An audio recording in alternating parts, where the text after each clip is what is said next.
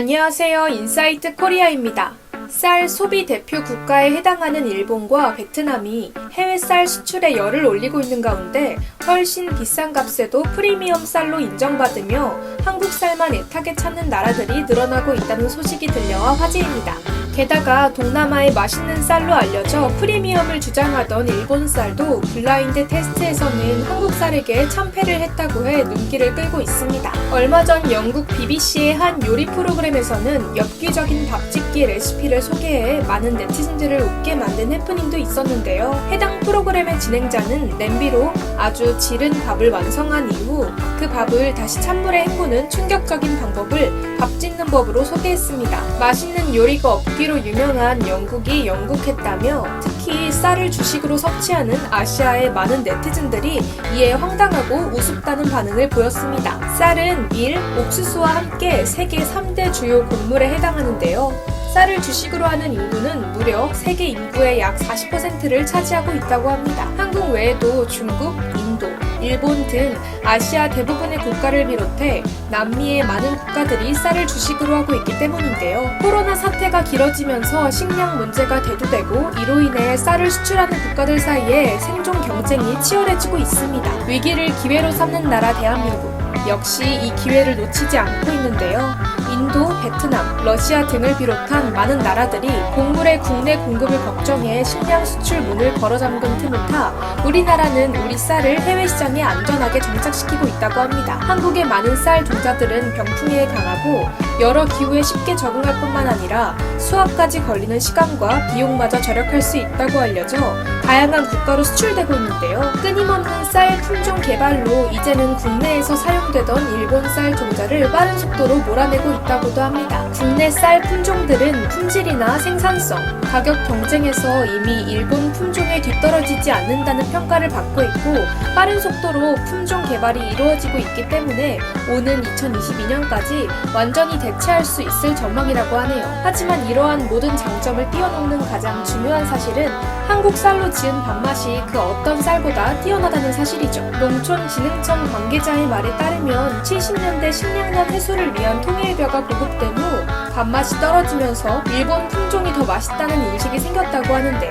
일본이 개발한 고시히카리의 경우 병충해에 약하다는 평도 있지만 아직까지도 동북아를 대표하는 맛있는 쌀로 유명합니다. 하지만 그것도 이제는 지난 말이 될 것 같네요. 지난 2017년에 개발된 고급쌀 품종인 헤드를 비롯해 영호진미 등의 쌀이 전문가들로 이루어진 블라인드 테스트에서 고시히카리를 포함한 일본 쌀들을 압도적으로 이겼다고 하는데요. 평가단의 48%가 헤들의 밥맛을 최고로 평가한 반면 고시히카리를 선택한 이들은 29%에 그쳤습니다.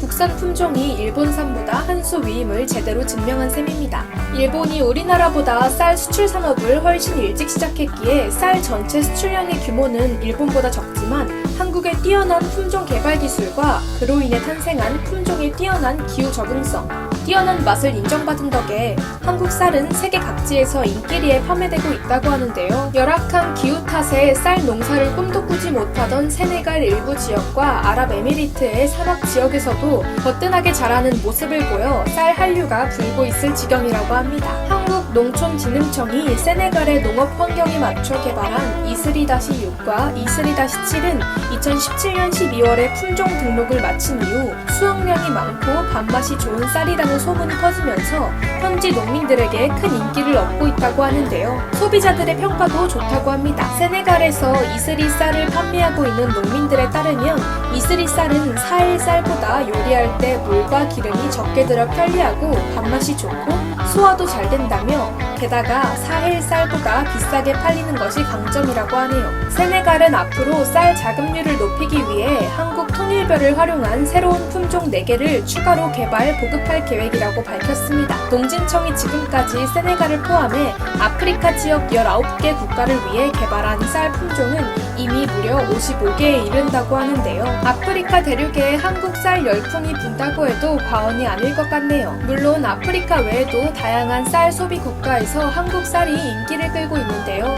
코로나로 인해 건강식에 대한 관심이 더욱 높아지며 비싸더라도 좋은 쌀을 사고자 하는 소비자들이 늘어 고급 쌀로 분류되는 한국 쌀임에도 꾸준히 찾는 소비자들이 많다고 합니다. 홍콩의 경우 코로나 사태 이후 해외에서 한국 쌀의 온라인 구매 수요가 급증하면서 중국, 동남아 쌀보다 두세 배가량 가격이 비쌈에도 불구하고 정식 수출 계약을 요청해오는 곳이 많다는데요. 전북도청 농식품산업과 관계자는 앞서 수출 협상을 해오던 홍콩에 2달 전 쌀 13톤을 이미 수출했는데 금세 완판됐다고 알렸습니다. 중국과 말레이시아로도 새로 개발된 한국 쌀 품종미가 올해 처음 수출 경로를 열었고 중국에 수출되는 가바쌀의 경우에는 우리나라에서 최초로 중국 국가 유기농 인증을 받은 최고급 쌀로 2018년부터 미국으로도 수출되고 있다고 하네요. 또 다른 미국 시장의 한국 쌀 백제미는 같은 양의 미국산 쌀이 15달러 내외에 팔릴 때 약 25달러의 가격으로 판매되며 인기를 끌었다고 합니다. K푸드의 새로운 열풍의 주역이 쌀이라면 오리지널 주역인 김치 또한 올해 들어 더욱 불티나게 해외로 팔려나가고 있다고 하는데요. 한국 드라마의 인기까지 K푸드 열풍에 힘을 실어주면서 무려 상반기 김치 수출이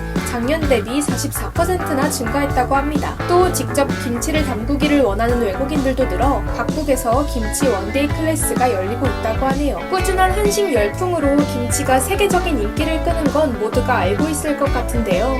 한국인들은 모르는 인기 K푸드도 있다는 것도 알고 계셨나요? 그 정체는 바로 현지화 전략을 거친 K푸드인데요. 한국에서는 볼 수 없지만 현지에서 큰 인기를 끄는 다양한 한국 식음료 제품 중 대표적인 5가지를 소개해드리겠습니다. 첫 번째는 바로 콘 불닭볶음면.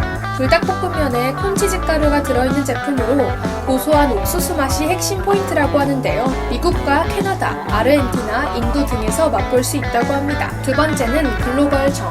러시아의 국민 간식으로 등장한 라즈베리 체리 초코파이입니다. 베리 주스를 즐겨 마시는 러시아인들의 입맛을 제대로 겨냥했다고 하는데요. 2011년에는 러시아 대통령 드미트리 메드베데프가 초코파이를 차에 곁들여 먹는 사진이 공개돼 화제를 끌기도 했습니다. 연간 무려 7억 개 이상 팔리고 있다고 하네요. 세 번째는 고래밥 토마토맛. 토마토를 불에 구워 먹는 중국인들의 입맛을 저격한 것인데요.